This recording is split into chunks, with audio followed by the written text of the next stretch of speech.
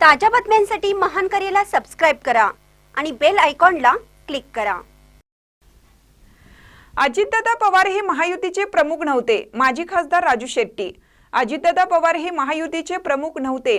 जर अजित पवार म्हणत असतील मी कर्जमाफी करतो असं कधीच बोललो नव्हतो तर त्यांनी हेही स्पष्ट करावं। महायुतीच्या जाहीरनाम्यात शेतकऱ्यांचा सातबारा कोरा करण्याचं आश्वासन दिलं होतं की नाही?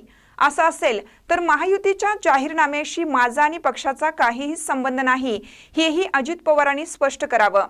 विधानसभा निवडणुकीत महायुतीचे नेते म्हणून देवेंद्र फडणवीस यांनी पुन्हा शेतकऱ्यांचा सातबारा कोरा करणार असं सांगितलं होतं। त्यामुळे शेतकऱ्यांनी त्यांच्यावर विश्वास ठेवला।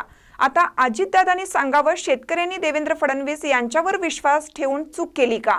असा सवाल माजी खासदार राजू शेट्टी यांनी उपस्थित केलाय। पाहूया पुढे ते काय म्हणतात। अजितदादा पवार हे काय महायुतीचे प्रमुख नव्हते किंवा महायुती आघाडीचा मुख्यमंत्रीचा चेहरा म्हणून सुद्धा त्यांना प्रोजेक्ट केलेला नव्हता।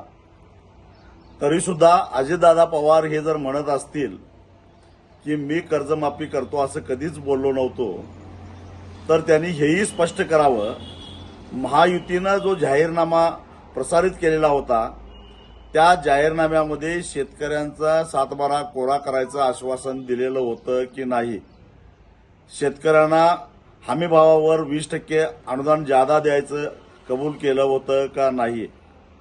आणि जर असेल तर त्या जाहीरनाम्याशी मी सहमत नाही, माझा त्या जाहीरनाम्याशी काही संबंध नाही, माझ्या पक्षाचा त्या जाहीरनाम्याशी काही संबंध नाही, हेही अजितदादांना स्पष्ट करावं। आणि त्यावेळी महायुतीचे नेते हे देवेंद्र फडणवीस होते, त्यांनी पुन्हा सातबारा कोरा कोरा कोरा कोरा करणार असं सांगितलेलं होतं। त्याच्यावर शेतकऱ्यांनी विश्वास ठेवला। आता अजितदादांनी हेही स्पष्ट करावं की शेतकऱ्यांनी देवेंद्र फडणवीस यांच्यावर विश्वास ठेवून चूक केली।